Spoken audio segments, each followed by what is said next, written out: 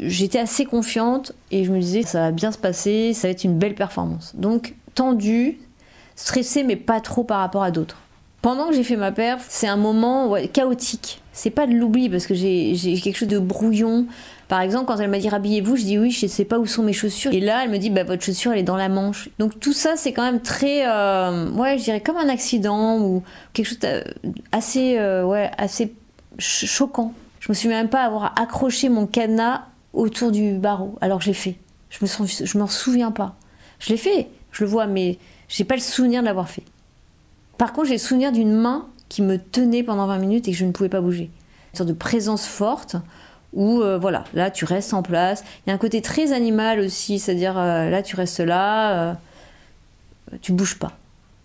Donc, je suis très docile. Hein. Et juste après, il y a ça. Et après, quand je suis plus, du coup, le sujet, le bruit très fort qui diminue, les voix qui diminuent, comme quand on s'endort ou les gens qui partent, tout ce son... Et ça a duré longtemps, hein, tout ce moment-là, ça a duré 20 minutes.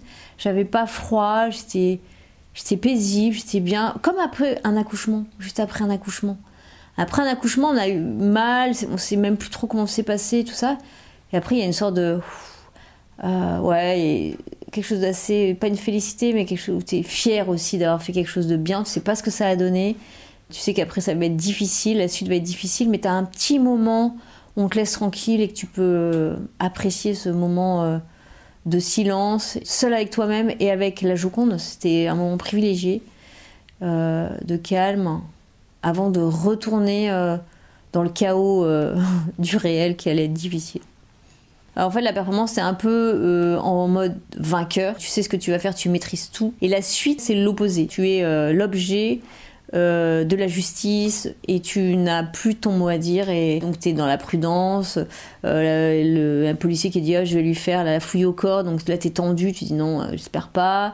Tu essaies d'être gentil, ça marche pas, tu essaies de rien. Quoi, en fait, ils font ce qu'ils veulent et donc tu es sous tension et plus t'en passes, plus tu es fatigué, plus tu subis, plus voilà, et tu ressors et ils t'ont bien écrasé la gueule, quoi, parce que ils te le disent, tu le mérites. Si t'es là, t'es pas là pour rien. Tu passes d'un état extrême à un état extrême inverse. Et le policier m'a dit quelque chose d'intéressant. Il m'a dit, vous savez, madame, il y a 20 ans, vous auriez fait ça, on s'en foutait en fait. Hein. Mais aujourd'hui, il faut arrêter. On sent qu'on va vraiment sur l'extrême droite. Un artiste est considéré comme une personne dangereuse. Et ça fait peur. Vers 10h, 10h30, ils m'ont pas dit où m'amener. Dans un petit cagibi, une petite pièce petite. Et qu'est-ce que je vois assise Violaine toute belle, toute fraîche, ça se dit pas, mais toute belle. Moi, toute dégueulasse. T'as plus de pain, t'as plus rien, t'as plus de bijoux, donc sale, t'as pas mangé, tu pues la gueule, quoi. Bon. Et j'ai pas pu m'empêcher de l'embrasser en disant, et j'ai pleuré. Je dis merci, merci d'être là, quoi. Ça m'a beaucoup touchée. Et ça, c'est des moments forts où tu vois les gens que t'aimes ou qui t'aiment, c'est hyper précieux. Ces petits moments d'humanité, pas tout petit, parce qu'elle m'a accompagnée vraiment pour préparer mon audition. Mais ça vaut, je sais pas, t'as envie de lui donner beaucoup de cadeaux. En fait, c'est un énorme cadeau qu'elle te fait là, et elle te dit mais non, mais c'est normal. Je dis bah ouais, mais ça fait tellement plaisir. Et pareil, quand je suis sortie, que j'ai Pierre et Hélène qui sont venus me chercher à la sortie de la garde à vue, qu'on s'est pas trouvé parce que moi j'avais rien du tout. J'étais toujours avec ma tenue, sans papier, sans argent, sans portable. Je savais pas où j'allais, je sais pas où j'étais. Et ils me cherchaient, puis après ils m'avaient préparé un bon repas, ils me proposaient une douche. Et pareil, c'est trop beau. Pierre m'a donné une pomme, je lui ai dit mais elle est trop bonne ta pomme. En Limousin, on est spécialiste de la pomme, je sais ce que c'est qu'une bonne pomme, mais c'est vrai que quand t'as pas mangé pendant 30 heures, une pomme, c'était délicieux.